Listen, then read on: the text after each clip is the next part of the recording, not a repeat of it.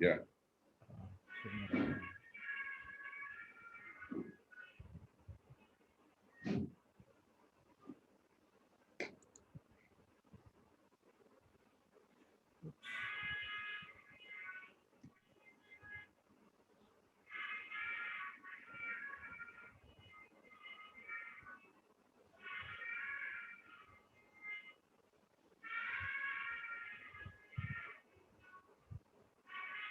You click on this, no? Oh, 1 second.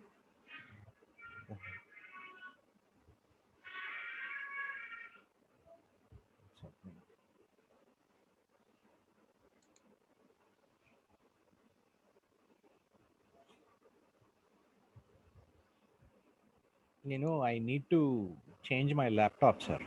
Uh-huh. It's gotten awfully slow. ఈలోగా అది iPad తీసుకుందామో అనుకుంటేనే I'm using my mom's iPad ఈ మధ్యలో Okay.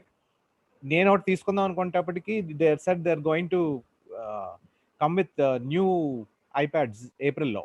Correct. యాక్చువల్గా మార్చ్లోనే వస్తుంది అన్నారు. And I was waiting.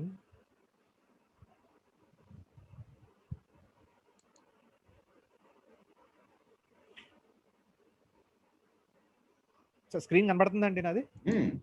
Okay, wonderful. So give me 1 minute sir, just 1 Yeah, second. sure. అయ్యో మళ్ళీ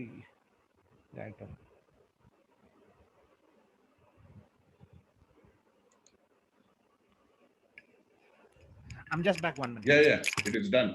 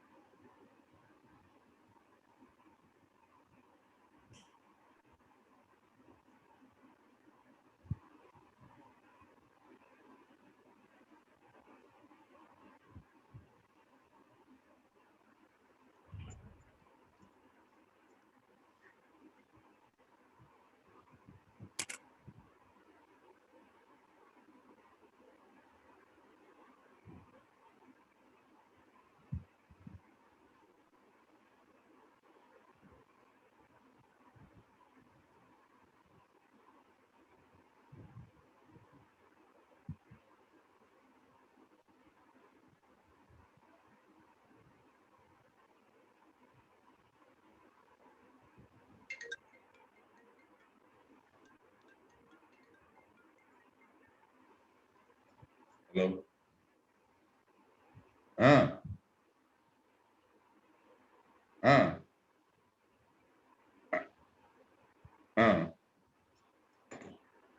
Sorry.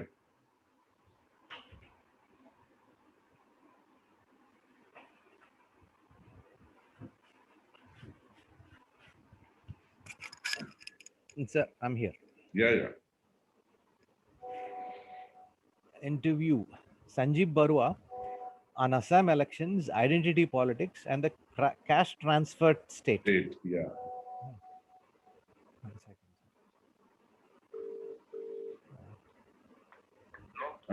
వాళ్ళు వచ్చిండ్రట్నే. ఓకే. ఎవరిని? సుజిత్. ఓకే. సరే. సరే, ఈ బుక్ కూడా తెప్పించుకోవాలండి మనం. The author of in the name of the nation, India and its north east, speaks about how the past animates Assam's present. He's a professor some ఎక్కడ US లో అండి ఈయన. Sanjeev Barua. I checked him. University పేరు మర్చిపోయాను. ఇదే Sanjeev Barua teaches political science at New York's Bard College and is the author of, most recently, In the Name of the Nation, India and its Northeast, a thematic. అక్కడ సుజిత్ అని ఉంటాడు, ఆయన కలవండి. Sujith, doctor గారి పేరు చెప్పండి.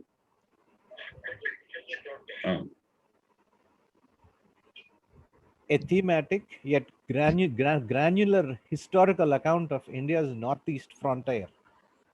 Frontier అని అన్నాడండి ఈయన. In many ways, In the Name of the Nation is a meditative postscript.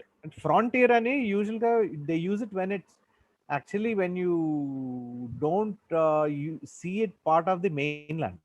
Correct. That is the only time when you use the term frontier. Ah, So we don't use Andhra Pradesh, Tamil Nadu or Kerala, or in the sense Bengal, which borders Bangladesh, or Punjab, Gujarat as frontier states. And here he's using the term frontier state. In many ways, in the name of the nation is a meditative postscript to Barwa's earlier works, the most significant of which is perhaps India Against Itself, Assam and the Politics of Nationality. So this is another book he's written.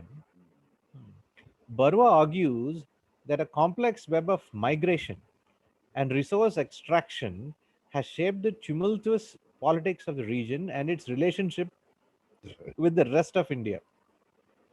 How do these contestations manifest in Assam's contemporary politics and political claim making? Very good question. mm, How do modern political parties negotiate resource distribution? How does the idea of indigeneity affect these mediations? Of course, we know that the Assam is resource rich, but the politics of it, I never saw through the resources of politics of Assam through its resources only immigration issues అనుకున్నాను. correct. But ఇక్కడ he's talking about the resources also. Ahead of the assembly elections in the state, Scroll.in spoke to Barwa at length about how the past animates Assam's present and what new political imaginations can help unshackle these memory driven regimes of belongingness for a more inclusive future. Using the word belongingness as a powerful word again. Yeah. Northeast India, you have said in your latest book, is a perfect example of a region that is both a settlement and a resource frontier. So it's not just a frontier, but a resource frontier.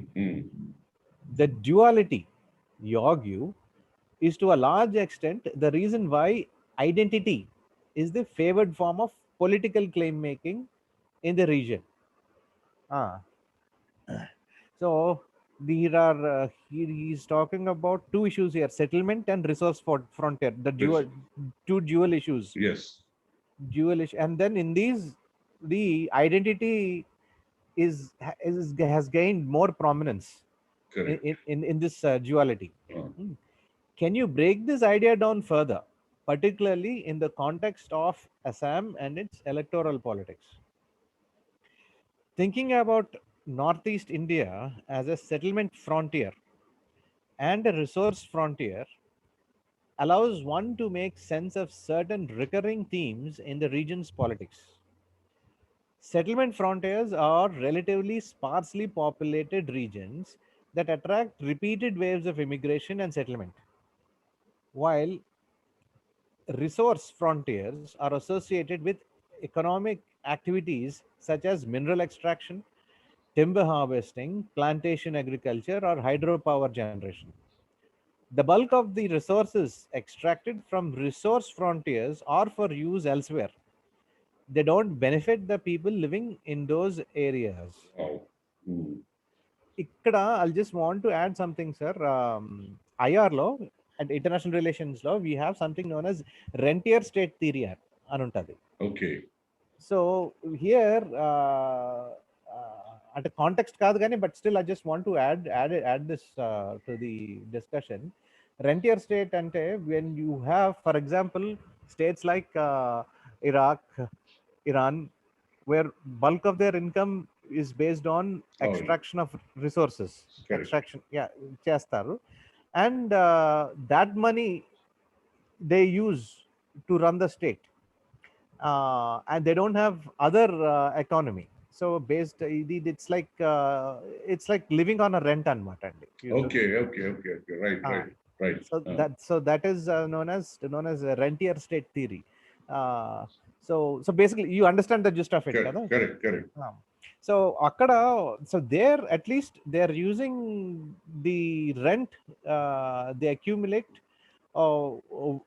అది కూడా the elite కొట్ట maximum elite పట్టుపోతుంది అది దాంట్లో కూడా, but still some of it is trickle down to the public in terms of public infrastructure and as such.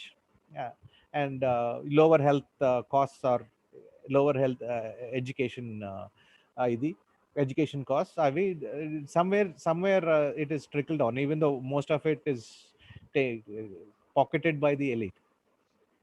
So ఇక్కడ the bulk of the resources extracted from resource frontiers are for use elsewhere. They don't benefit the people living in those areas. So that is why I wanted to tell you about rentier state theory. Yeah. No region is predestined to become a settlement frontier or a resource frontier. When a sparsely populated territory becomes a settlement frontier for people that locals see as outsiders, it is likely to be because of unequal power or even conquest. So outsiders they are seeing them as conquerors. Resource frontiers too are socially constructed, not natural. Okay. Typical, this is new language for me. Socially constructed, not natural. Typically, landscapes that may have served as the subsistence commons for some people for generations become disengaged from local ecologies and livelihoods as nature gets turned into corporate raw materials. Wow. So commons. So again, you've heard of commons, kadandi, global commons. Yes, yes. Global commons is something which the society owns the thing. And there is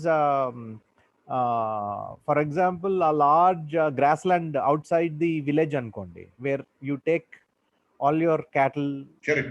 goats to for Grazing. for grazing. Yeah.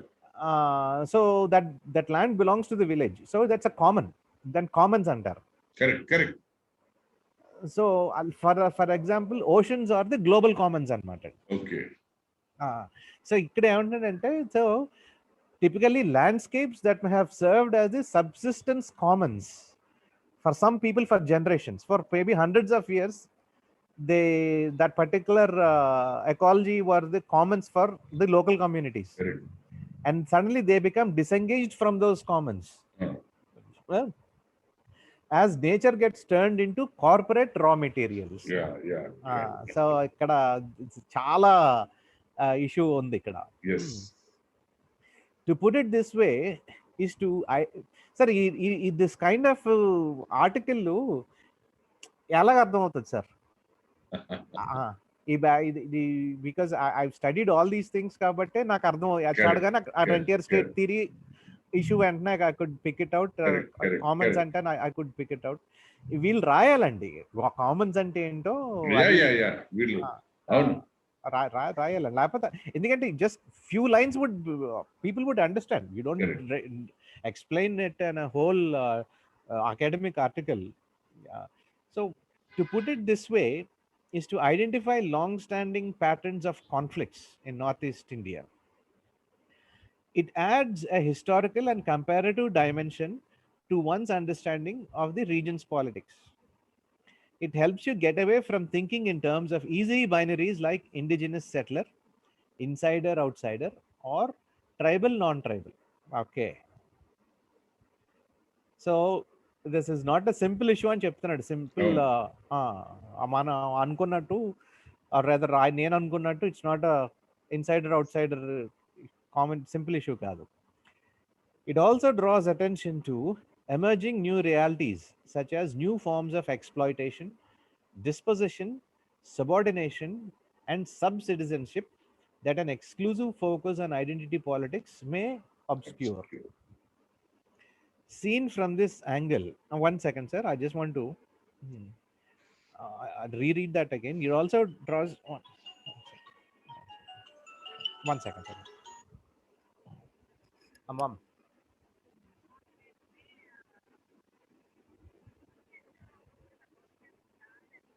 తాగుతానులే, కాసేపట్లో వచ్చి తాగుతాను.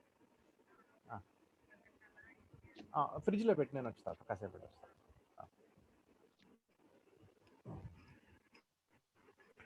It also draws attention to emerging new realities such as new forms of exploitation, dispossession, subordination, and subcitizenship that an exclusive focus on identity politics may obscure. So identity politics is obscuring all these other issues anamata. Correct. Seen from this angle, the key public policy question becomes how to manage these conflicts in a fair, equitable, just, and ecologically sound manner. Wow. చాలా complex political issue ఉంది. Lot of policy making needs to be needed. దాన్ని simplify చేయడంతో అలా simplify చేయడం అంటే ఈ identity ఇష్యూని తీసుకొచ్చేయడంతో obscure అయిపోతున్నాయి main. One would expect controversies around immigration and the rights of local peoples to be central themes in the politics of a settlement frontier. Okay. Indeed, this has been the case with Assam since the earliest days of electoral politics in British colonial times. Okay. In the period immediately following independence and the partition of 1947, the question of settling partitioned refugees quickly became a source of tension between Assam Congress leaders Gopinath Bordoloi and Bishnuram Medi and the Congress leadership in Delhi. Israeli scholar Ornit Shani's book, How India Became Democratic, Citizenship and the Making of the Universal Adult Franchise, is on the creation of independent India's very first set of electoral rolls based on adult franchise. When it came to the question of the inclusion of the names of refugees in those electoral rolls, she observes, a very particular conception of membership of the nation had surfaced in Assam. One that had nothing to do with the partition's logic of a religious divide. Oh yeah. Local authorities expressed a view of membership in the state that was defined by a descent group and delimited to the children of the soil. నాకు ఇది అర్థం అవ్వలేదండి, మళ్ళీ అసలు I'm rereading it. Local authorities expressed a view of the membership in the state that was defined by a descent group, okay, people who have descended from others, and delimited to so it is delimited and not limited. Yes, not limited to the children of the soil. అంటే నాకు అర్థం అవ్వలేదండి. Unlimited. No. It is like this, local authorities expressed a view of membership in the state that was defined by a descent group and delimited to the children of the soil. They did not accept them as the children of the state. Okay, certain groups. Yes. Okay. The politics surrounding Assam's official language in the late 1950s and the early 60s was in some ways a proxy debate over immigration. The rival positions on the state's official language in the Brahmaputra Valley and the Barak Valley parallels. I'm rereading it, sir. The rival positions on the state's official language in the Brahmaputra Valley and the Barak Valley parallels the divide on the CAA of more recent times. And so we have two language issues on two languages. Yeah. And of course, since the Assam movement of 1979-85, it hardly needs to be said that immigration has been on the front burner of the state's politics. In Assam, as your colleague Ipsita Chakravarti wrote in 2016, governments can raise and fall on the question of migration. Yeah. This remains true today. Correct. If you move below the level of state politics, the conflicts in the BTAC, Bodoland Territorial Area Council areas, and the Karbi Anglong and Dima Hasao districts are also animated by the settlement frontier Frontier effect. effect. Correct. Okay. Resource extraction that does not benefit Assam has long been a theme in the politics of Assam. In the 1950s and 1960s, there were mass protests demanding the establishment of public sector oil refineries, Mm. the construction of broad gauge railway tracks, and other large infrastructural projects. These were the articulation of grievances rooted in Assam's position as a resource frontier. Mm. Mm. The theme came up dramatically during the Assam movement in slogans like Tej Dim, Tel Ni Diu. We will give our lives, but not our oil. Okay. So, or in the politics of Ulfa, whose political platform spoke of Assam as an internal Internet. All right. colony. Mm. Mm. Okay. So, Clause 7 of the Assam Accord explicitly sought to assuage grievances rooted in Assam's position as a resource frontier. It said the government takes this opportunity to renew their commitment for the speedy all round economic development of Assam so as to improve the standard of living of the people. The Numaligarh refinery, the Assam gas cracker project, and the Bogibeel Bridge are among the projects that came out of this commitment made by New Delhi. How does this compare to other manifestations of identity politics in other parts of the country, such as caste? If one looks at the mobilization of groups seeking scheduled tribe or scheduled caste status, it certainly is a familiar theme in the politics of the rest of the country. For example, agitations by the Patidars of Gujarat demanding inclusion in the category of other backward classes, or of the Gujars of Rajasthan demanding a status change from OBC to scheduled tribe, are similar to the kind of politics one sees in the Northeast India.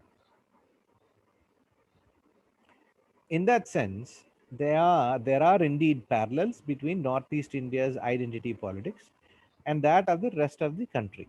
Okay. However, the grammar of political claims making in Northeast India also has certain specificities. There is a valorization of territorial and exclusionary forms of autonomy thanks to the legacy of institutions as the sixth schedule and inner line that can be traced back to the way the region was governed as a frontier province of British colonial India. Okay, for the British it was a frontier region, Correct. and the same has been continuing by the successive governments. Ah. Hmm. Many of the districts of the colonial frontier province of Assam that were labeled tribal areas of Assam, excluded areas, or partially excluded areas are now fully fledged states. The autonomy they exercise in certain matters because of this institutional inheritance is something that many other ethnic activists of the region and elsewhere now aspire for. అంటే అస్సాం ఏరియాస్లోనే some are like fully fledge states అంటున్నాడండి some areas Correct. Of Assam. Correct. Correct. Correct. They are seen as particularly well suited for addressing the grievances of locals vis-a-vis outsiders on a settlement frontier. The inner line is the perfect example. Inner line అంటే ఏంటో చదవాలండి ఒకసారి. Its appeal lies in the fact that outsiders require permission to enter the states, and that they can be legally excluded from political claims making. But there are costs of this regime in terms of democratic values and principles. By privileging claims to indigeneity, it has created a category of de facto second class citizens occupying certain subaltern positions in the economy. See, the thing is, if I'm in Delhi and I can shift my voting to Delhi kadandi, Correct. Correct. as and when I want. So ఇక్కడ అది లేదనమాట అండి. ఇది ఈ issues starting లోనే వీళ్ళు ఆ టైంలోనే వీళ్ళు చేసుకోపోవడంలో Ah. 40s, by 1950-57 కల్లా దే షుడ్ హావ్ ఈ ఇష్యూస్ అన్ని క్లోజ్ చేసేయాల్సిందండి Correct. యాక్చువల్గా. Exactly. దీన్ని రన్ చేయడం వల్ల you have another reason why identity politics in Northeast India has a distinct accent is that unlike many other states, the linguistic states model did not settle Assam politics the way it settled, say, the politics of southern India states or of Gujarat or Maharashtra. Ah, that also has to do with Assam's history as a settlement frontier and the peculiar organization of colonial Assam as a frontier province. Aha.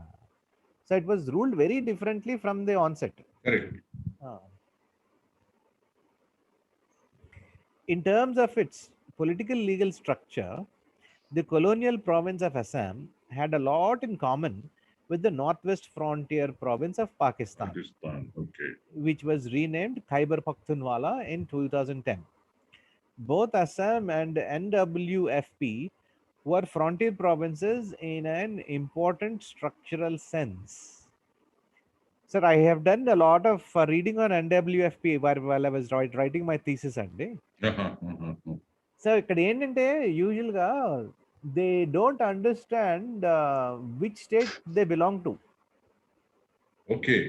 యూజువల్గా people here చాలా strong identities ఉంటాయి. And so ఒక side ఏమో state sovereignty ఫుల్గా వాళ్ళ మీద extend చేయదు. They want them as a buffer zone. So దాని ద్వారా నేషనల్ ఐడెంటిటీ కరెక్ట్గా ఫామ్ అవ్వదు వాళ్ళకి.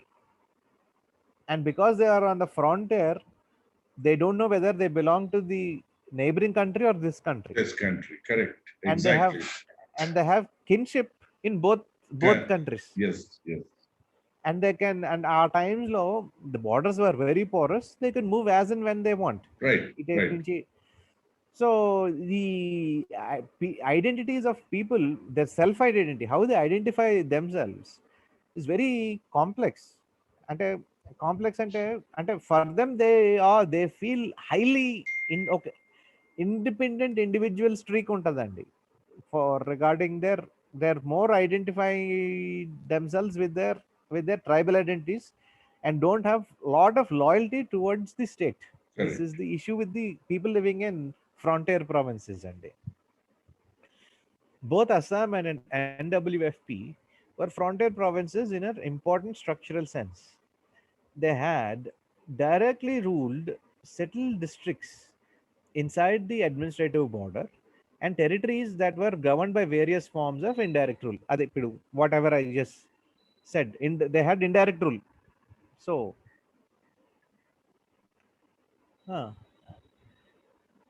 ground reporting by journalists from the Assamese heartlands, this election and the previous Lok Sabha election seemed to betray a certain sense of indifference towards these contestations of identity and resources and are more animated by conversations around development. How would you explain that?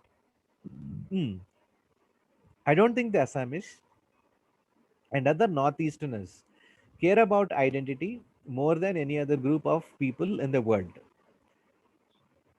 Rather than assuming that a tribe or an ethnic group or a nation or a race for that matter or natural categories.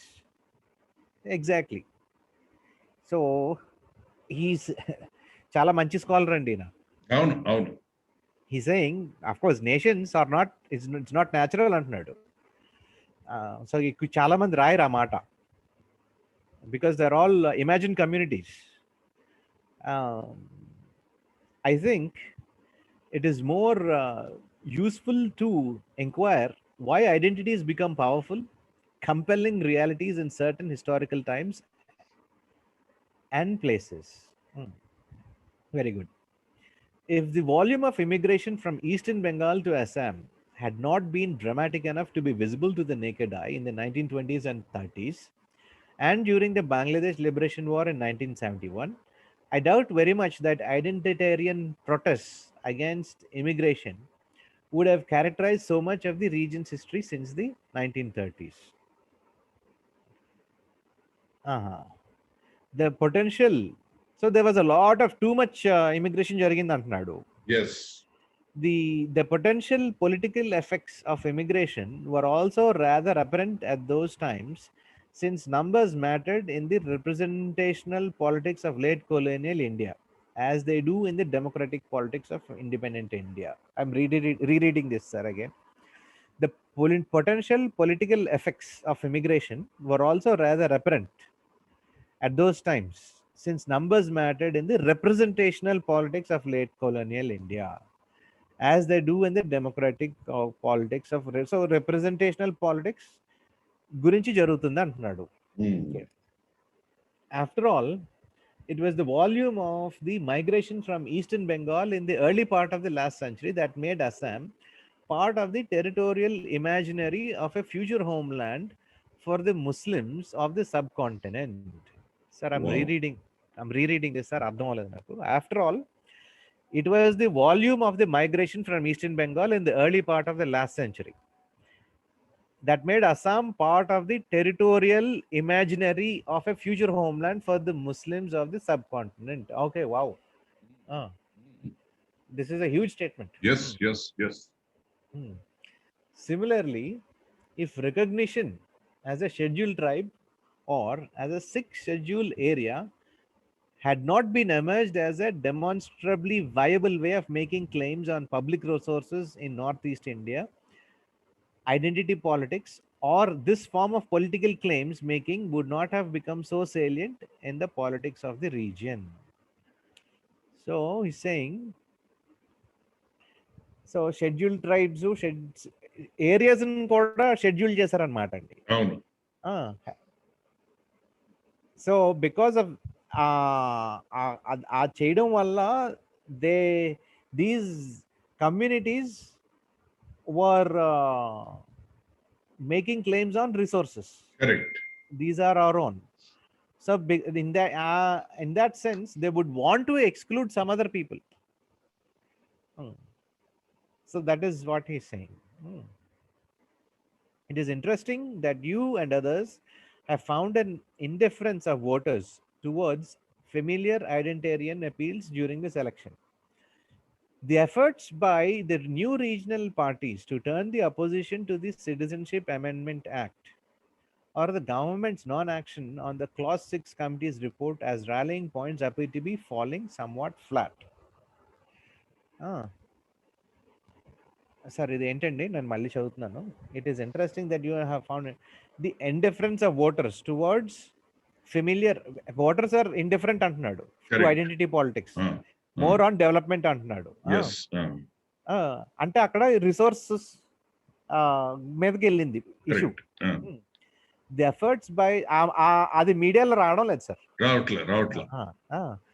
The efforts by the new regional parties to turn the opposition to the Citizenship Amendment Act or the government's non-action on the Clause 6 Committee report as rallying points appear to be falling somewhat flat. Oh, good. I would surmise that there are three reasons. First, in the politics of immigration in all societies, there is always a disconnect between abstract legal arguments made about unauthorized immigration and the way the average citizen responds to persons they know and interact with who may be unauthorized immigrants in the eye of the law. So there is a lot of arbitrariness here అని చెప్తున్నాడు. Correct. అంతే కదండి? అంతే. Because they feel okay. Yeah, first politics. Yeah. In fact, this has led political theorist Joseph H. Cairns to argue that living in a society over time makes one a member. Ante kadandi. And being a member generates claims to legal rights and to legal status. Correct. Right? Fantastic. Adi, that should be the crux of any. This is what a nation is about. You live anywhere. Yes.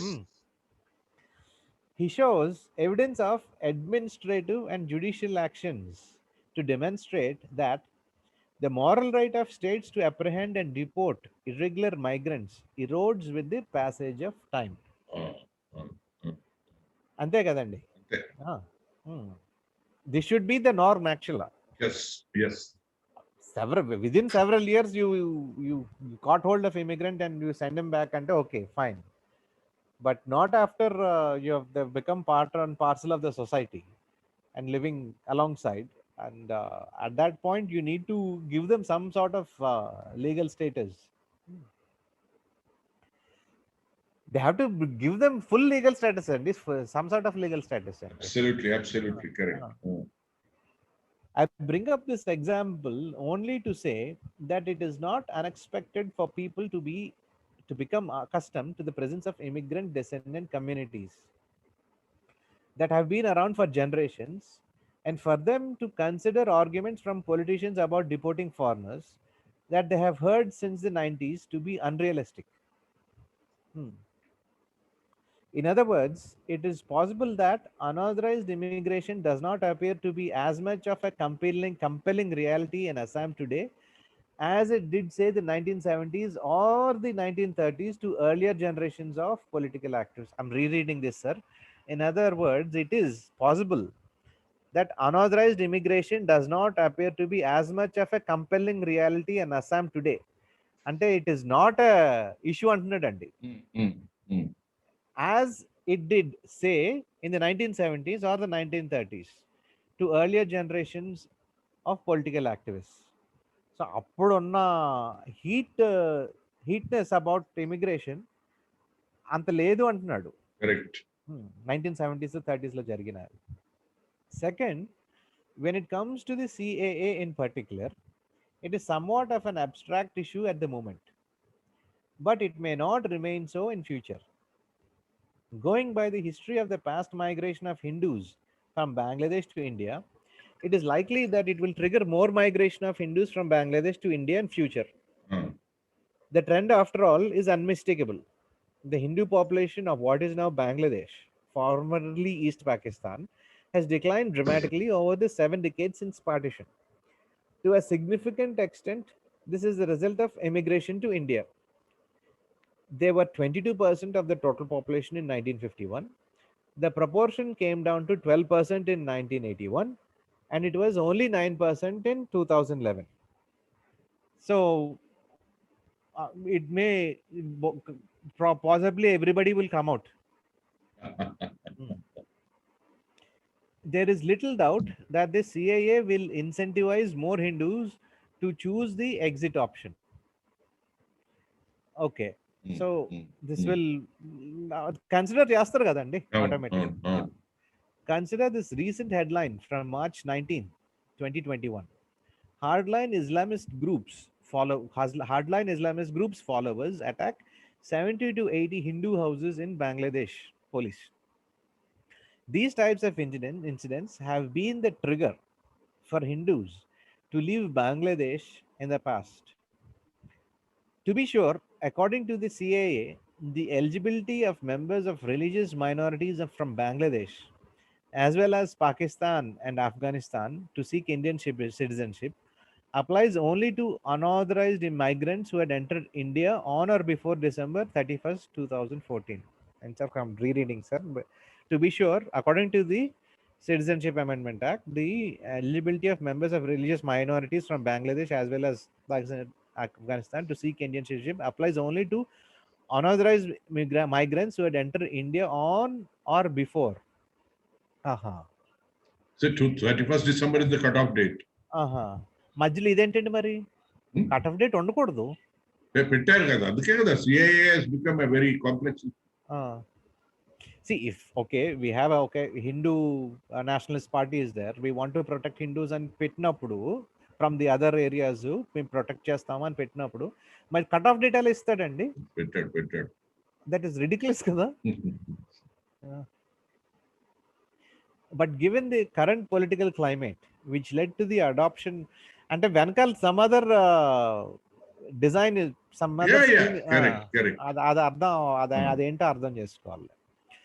But given the current political climate, which because when Israel formed 1948 law, and they and since the turn of the century, they were inviting Jews from all over the world. And Second World War అయిన తర్వాత they wanted more Jews to come from across Europe, Soviet Union, other countries to come and settle in Israel. వాళ్ళు cut off date ఏమి ఇవ్వలేదు కదా sir. ఇవ్వరు.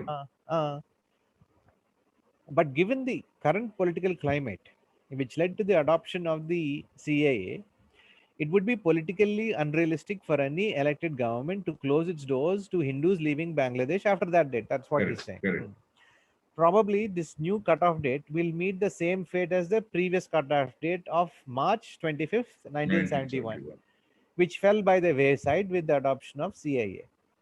If the current trend of Hindu migration from Bangladesh continues, and many of them choose to come to Assam, the migration issue could once again become a powerful, compelling reality in Assam.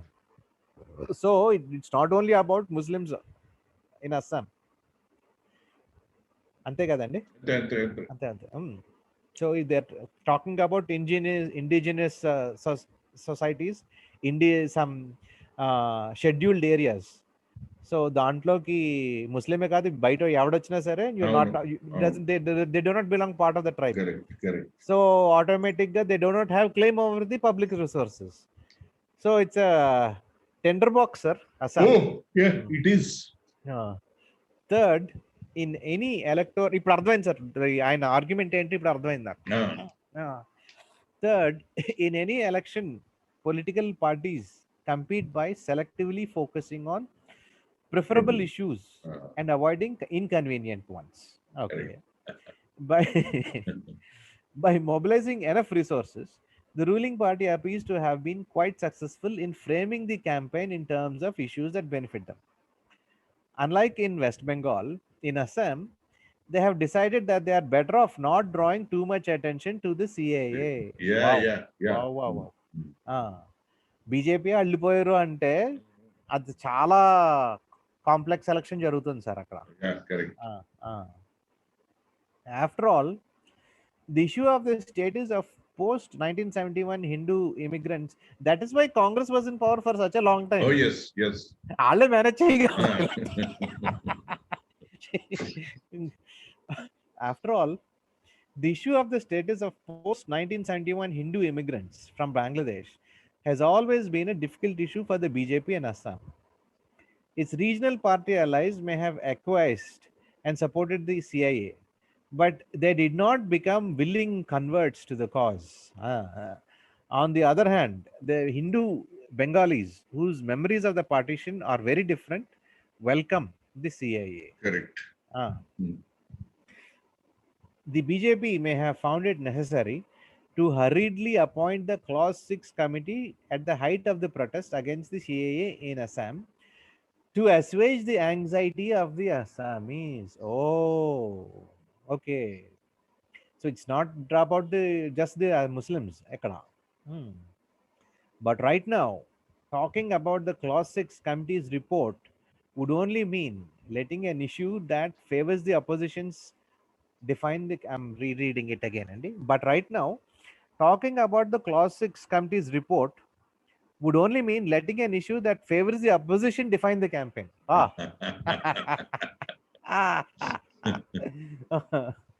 So they have their foot in their mouth anamata. So complex selection jarutundi sir. Chala.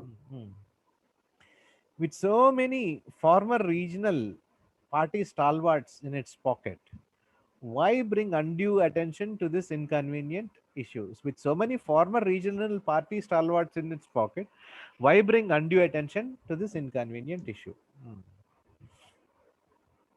During the anti-CAA movement, basically they shot themselves in the foot antunnadu. Yes. So I mean, but చేసుకోకపోతే కాంగ్రెస్ వాళ్ళు చేసుకోకపోతే it's going to be very sad. Yes, absolutely, you're right. During the anti-CAA movement, the Assamese nationalist groups leading the movement, as you pointed out, raised demands for the inner line permit regime, a largely self-serving colonial instrument closely linked to the governance of resources. How does one reconcile this with the yearning for development and jobs we get to hear across the region? Inner line permit ante only inner దాటి వేరే వాళ్ళని రానివ్వరేమో అండి. అనుకుంటున్నాను. I'll read it and let you know. అది. This latest incarnation of the inner line as a protective shield against the CIA is interesting indeed. Okay, that's what it means. Yes. One has to marvel at the historical irony of activists in Assam demanding the inner line, for it was originally put in place in the 19th century to fence off what was then the modern economic heartland of colonial Assam. The plains districts were a fledgling economy of tea plantations, oil wells, and coal mines was taking shape. British colonial officials deemed it necessary to protect his enclave of global capitalism against people they viewed as primitives and enemies of modernity.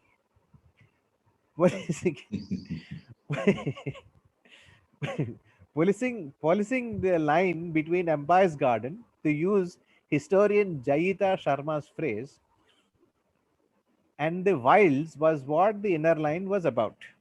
Okay, so they wanted specific people to be outside, basically. Correct. There is indeed something odd about talking in the same breath about development, the promise of jobs, and the inner line. But the same can be said about Arunodoi and other cash transfer programs, as well as that feature so prominently in BJP's election campaign. Arunodoi. It is not accidental that the inner line's 21st century appeal and the proliferation of cash transfer programs are happening today at a time when there is significant rethinking about the very idea of development. The notion that entire societies will transition from traditional rural livelihoods to waged or salaried employment at the end of the development process appears less convincing than ever in our time. Universal development transition is no longer a compelling narrative about the future of the developing world. It's not a compelling narrative అంటున్నాడండి. Universal development. I think this is the larger context within which one has to place these political developments in Assam. While the state's ruling party can take credit from choosing nice Assamese names like Arunodai or Cha Bagicha Dan Puraskar Mela, cash transfer programs have a longer and more global history.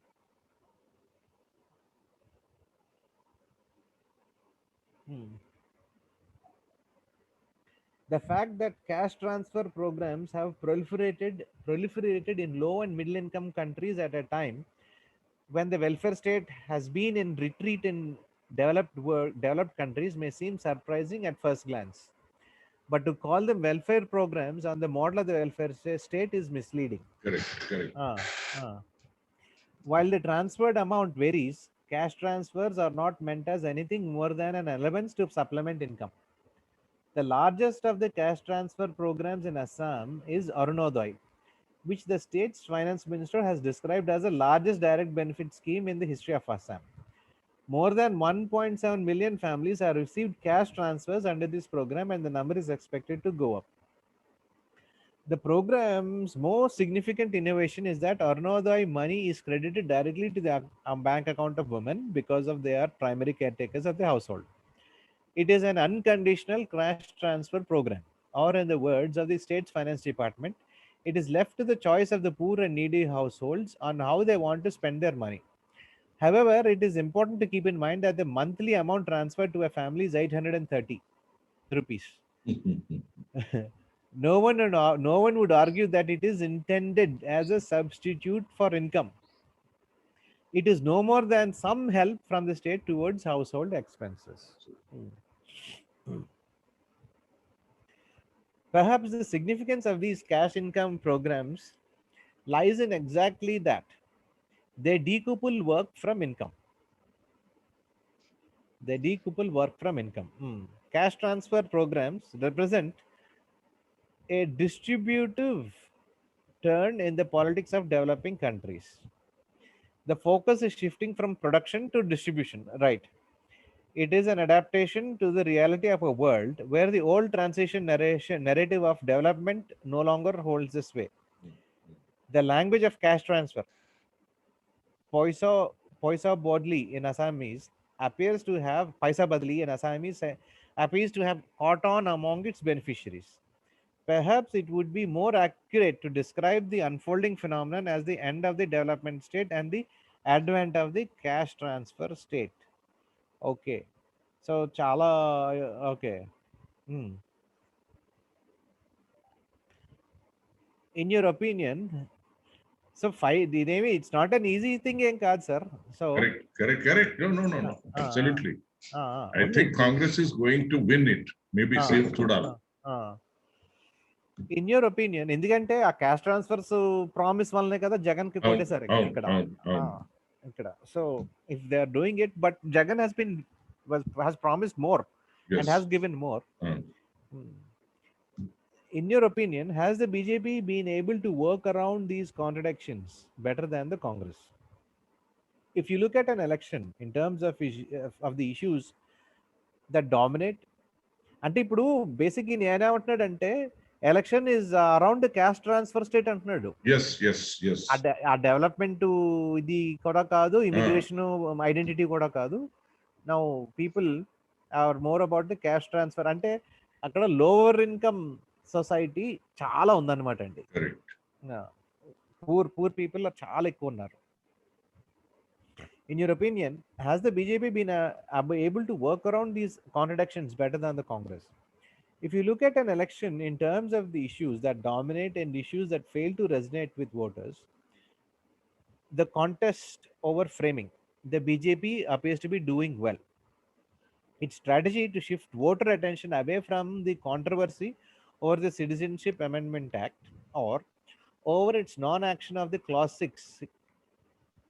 6 committee's report to its preferred issue of cash transfer programs appears to be working well. The BJP's campaign video song Rai Joksal Pakori Najaba Amaraksham Ami Gorhim BJP ko vote deba, which asks people to vote for the BJP so that we can build our Assam in our own way, is an unabashed celebration of the cash transfer state. Cash transfer జరిగినంతసేపు you have people will remain poor people. It sings the praise of a long list of targeted cash transfer programs with comforting images of their beneficiaries. Pensions for widows, free scooters for female students, cooking gas cylinders for households, Arnodai for every household. It takes some poetic license to extend it to every household. Prati Gor. Free uniform for school students. Indra Miri Universal Video Pension Scheme available to women below 45 years at the death of the husband. One-time grant of rupees 25,000 as family assistance and a pension of rupees 300 per month. Arundhati Gold scheme for weddings of poor brides under this program. The state government, following the tradition of parents giving gold to their daughters at the wedding, gives 1 tola 10 grams of gold or the equal amount in money to any bride or families with less than rupees 5 lakh annual income. Only two non-distributive items are included in the video song: rural electrification and the BJP government's praiseworthy role during the pandemic lockdowns. అంటే అసలు ఈ issue immigration issue CAA కానే కాదు, అదే కాదు. So the song is sung in the tune of popular Assamese folk music and perhaps not insignificantly by an Assamese Bengali singer, Mauli Chandrima Sarkar, who sings it beautifully with a noticeable Bengali accent. Okay. The Congress-led Grand Alliance clearly presents BJP with a serious challenge. It is amply evident that the alliance came together because of its shared opposition to the Citizenship Amendment Act. One of the early signs of this alliance came well before this election season when Ajit Kumar Bhuyan, who now leads the Anchalik Ganamorcha and a party to the Grand Alliance, was elected to the Rajya Sabha a year ago. Bhuyan filed his nomination papers for the Rajya Sabha elections in the company of the veteran Congress leader and former Chief Minister Tarun Gogoi and AIUDF Chief Badruddin Ajmal. I have already suggested that some of the reasons why BJP does not want to fight this election on the issue of the CIA while a number of regional parties in Assam and the rest of the Northeast are now allied to the BJP.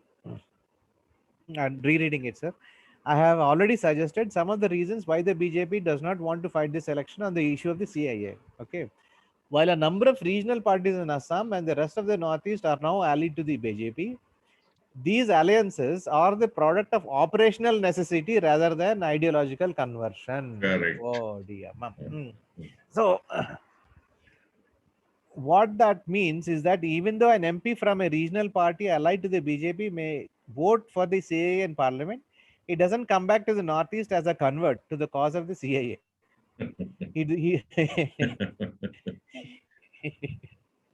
He, he does not go around talking about the virtues of the CIA among his supporters. So అసలు non issues sir అనమాట అది అంతే అక్కడ. అంతే.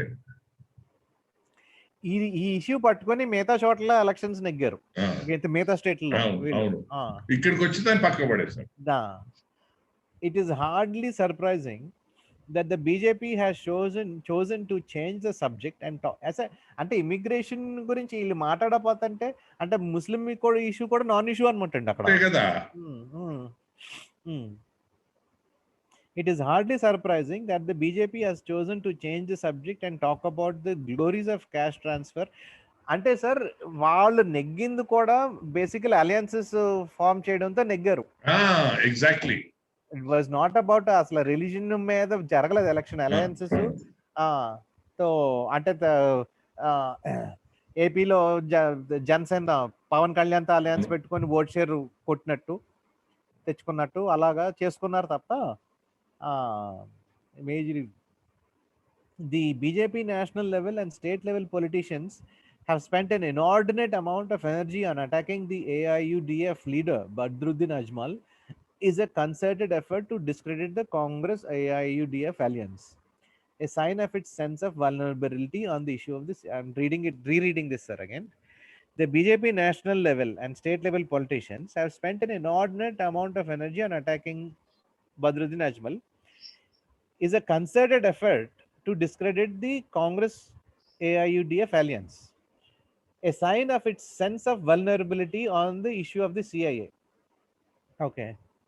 As Ajmal himself puts it, his attire, skull cap and beard makes it possible to sell the fear of Ajmal as a representative or an advocate of migrant Muslims, even though that's not what he or the alliance stands for.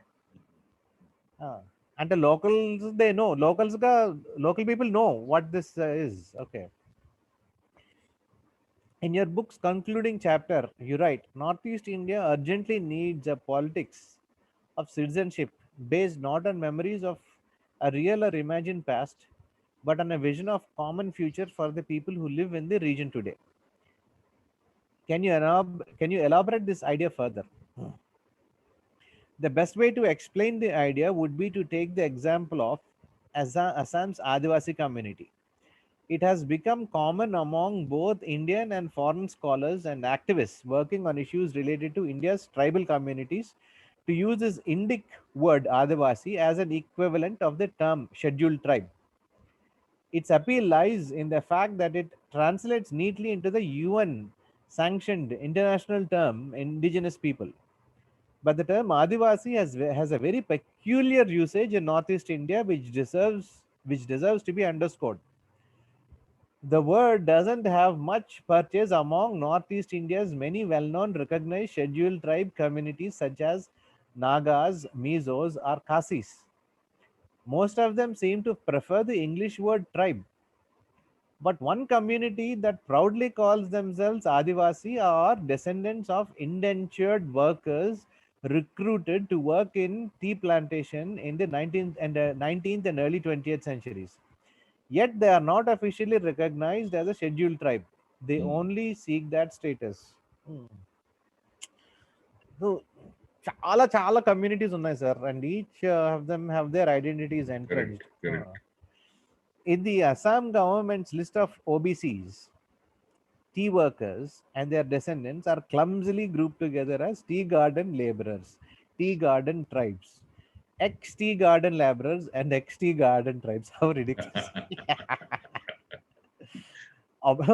Objecting to the term tea tribes, Adivasi activist and poet Kamal Kumar Tanti asks, is there any community in this world named after a commodity?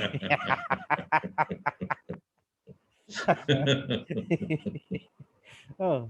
Hmm. Most of the Adivasis trace their roots to Munda, Oraon, Santal, and other people of the Jharkhand region. Adivasi activists argue that since their ethnic kin in their places of origin are recognized as scheduled tribes, they should have the same status in Assam. Oh, okay. Of course, I mean, yeah, but this is a complex regional state issue. correct.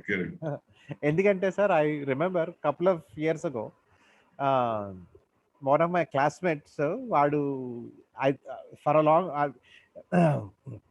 while studying I have thought of him as a Jain and జైన్స్తోనే ఎక్కువ ఉండేవాడు he was also my very close friend చిన్నప్పుడు so సడన్గా వచ్చాడు James నాకు అర్జెంటుగా పని ఉంది అది ఇది అని చెప్పి ఏంటి అంటే మై డాటర్కి అది బీసీ క్యాస్ట్ సర్టిఫికేట్ తీసుకోవాలి they're from Rajasthan original but settled here since their maybe grandfather times అయి ఉండొచ్చండి సో వెళ్తే సరే నేను ఎంపీ గారి ఆఫీస్ నుంచి పలమరాజు ఆఫీస్ నుంచి ఫోన్ చేపిస్తాను ఎంఆర్ ఆఫీస్కి అది ఇది అంటే హీ ఇన్సిస్టెడ్ లేదు నువ్వే రావాలి నువ్వే వచ్చి కూర్చుంటే పని అయిపోద్ది అంటాడు అంటే నువ్వే రావాలి అంటే సరే అని చెప్పేసి ఐ వెంట్ సో అది 2-3 సార్లు తిప్పించారు అనుకోండి మొత్తానికి అక్కడ he argued this caste is BC in Rajasthan but మనకి ఆంధ్రాలో ఆ క్యాస్ట్ లేదు కదా ఆ ట్రైబ్ లేదు కదా సో హౌ వుడ్ మొత్తానికి ఇటు అటు ఇచ్చాడు అనుకోండి ఎంఆర్ఓ సర్టిఫికేట్ ఇచ్చాడు అనుకోండి but but he was lucky తనకి అది రావడంలో బట్ దట్ ఈస్ హౌ మరి they still feel kinship to the community of another place so అంటే నాకు ఒకటి one thing which I never failed to understand sir is like why they want the identity of communities which are termed as backward or low class or whatever దానికోసం ఎందుకు fight చేస్తారు ఇప్పుడు దాకా నాకు లేదు for reservations for education for jobs అంటే అదే కాదు సార్ అంటున్నాను నేను రిజర్వేషన్స్ కు సరిపడా లేవు కదండి లేనప్పుడు కూడా they are still fighting one in a million you may get a chance అంటే అంత రిడిక్యులస్ గా పావర్టీలో ఉందండి నేషన్ అబ్సల్యూట్లీ అది దట్ ఈస్ ద థింగ్ అది మన టీజేబీ మీటింగ్ లోనేనండి సంబడి సెడ్ 1500 యూనివర్సిటీస్ పెట్టాలి మొన్న మీటింగ్ ఏనండి మొన్న లాస్ట్ రాజశేఖర రెడ్డి గారు ఎన్నో 10వ 11వ పెట్టారు సో హీ సెడ్ 1500 యూనివర్సిటీస్ పెట్టేస్తే ఎవరికి రిజర్వేషన్ ఎవరికి కావాలి sir everybody will get a chance to study everybody general కేటగిరీలోనే ఎంటర్ అవుతాడు మళ్ళీ దానికి అక్కడ ఇది ఎక్కడ వస్తుంది and why is it that some students will have to be looked down upon as a reservation candidate to adi idi and cheppi why they have to go through that thing as far back as 1891 colonial census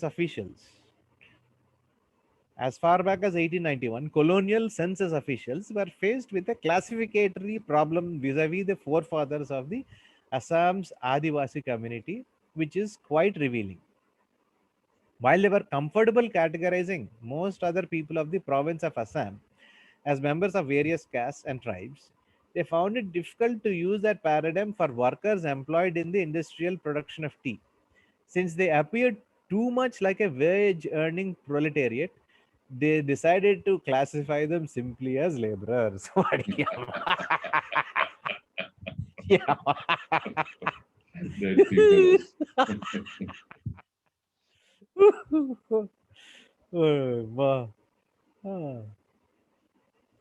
అప్పుడు issue ఇప్పటికి ఇంకా తేలలేదండి వచ్చి తక్కువ ఏదైతే చేసి పడేయాలండి. So when they origin was from జార్ఖండ్లో వీఆర్ ఫ్రమ్ దట్ కమ్యూనిటీ. ఆ కమ్యూనిటీకి బీసీఓ, ఎస్టీఓ, ఎస్సీఓ ఏదో క్లాసిఫికేషన్ ఇచ్చారు. వాళ్ళు అడుగుతున్నారు సరే ఇచ్చి పడేయాలి. But in a remarkable historical twist, more than a century later, descendants of tea workers now find it necessary to demand scheduled tribe status in order to get a better chance at improving their prospects. Yes. But the protocol for considering a demand for recognition as a ST relies on a stock of colonial knowledge about Indian society and culture. Among the criteria are tribal characteristics, including a primitive background and distinctive cultures and traditions. Perhaps partly in order to meet this criterion, some Adivasi activists have even found the bow and arrow to be an attractive ethnic symbol for their political assertion. అదే sir, అదే ఇప్పుడు universities నుంచి మొదలు పెట్టాలి. అందుకే the girl yesterday, Asha Singh, very rightly said we have to do research. Unless we have a research program, we cannot be. It is hard to think of any other immigrant descendant community in Assam that has a stronger claim to full citizenship rights than the descendants of tea workers. Wow. అంటే Indian citizenship ఇవ్వలేదండి వాళ్ళకి. ఇవ్వలే, labourers కి classify చేసి ఇచ్చేసారు. ఇంకే what the fuck. But they didn't origin from Sri Lanka. No. But unfortunately they originated from Jharkhand or Bihar. Yeah. Lapate ala, that is unfortunate. But unfortunately the practice of privileging indigeneity in the discourse of political claims making leaves them with no other option for asserting their claims to compensatory justice than to use the language of primitiveness. This is so sad. Yeah. Very sad. Had they had opportunities, if they had opportunities to get educated at one of the best universities, ఈ fight ఎందుకు చేస్తారు sir? Correct. Exactly. If one looks at 19th century Assam through the prism of the world economy, the Adivasis of Assam are descendants of immigrants who came to Assam as part of the same 19th century migration that took Indian laborers to plantations in various parts of the British Empire, including Fiji, Guyana, Mauritius, and South Africa. The Pravasi Bharatiya Divas now celebrates the Indian diaspora and honors descendants of those migrants who rose to become presidents and prime ministers in some of those countries. Isn't it extraordinary that the descendants of those who were indentured to work in plantations within the borders of India are now reduced to defending their ordinary citizenship rights and seeking access to basic educational and job opportunities to improve their life prospects with a borrowed idiom of backwardness and remembered tribalness.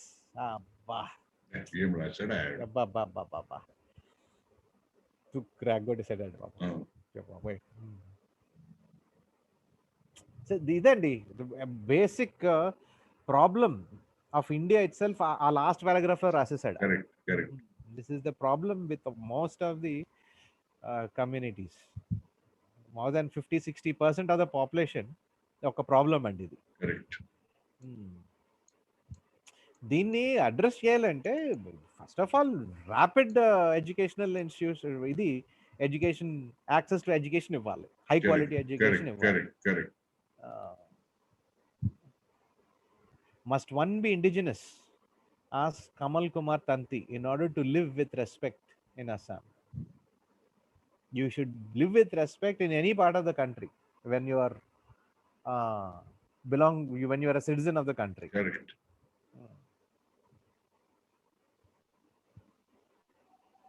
So quite a read, sir. ఆ book తెప్పించాలండి, Sanjeev బరువా రాసింది. I'll see ఆ link చూసి నేను పెడతానండి. దొరికింది already. Okay, you already bought it. Okay. All right. సరే sir అయితే. నేను ఇక్కడ ఈ భారీ బుక్ సెన్స్ నుంచి తెప్పించుకుందాం కాన్ మార్కెట్ లోంచి అని చెప్పి. So I have been procrastinating to write them an email because I was just feeling lazy కాదు, ఏదో పని వస్తుంది, అది రాద్దాం, అది ఇది అవుతుంది.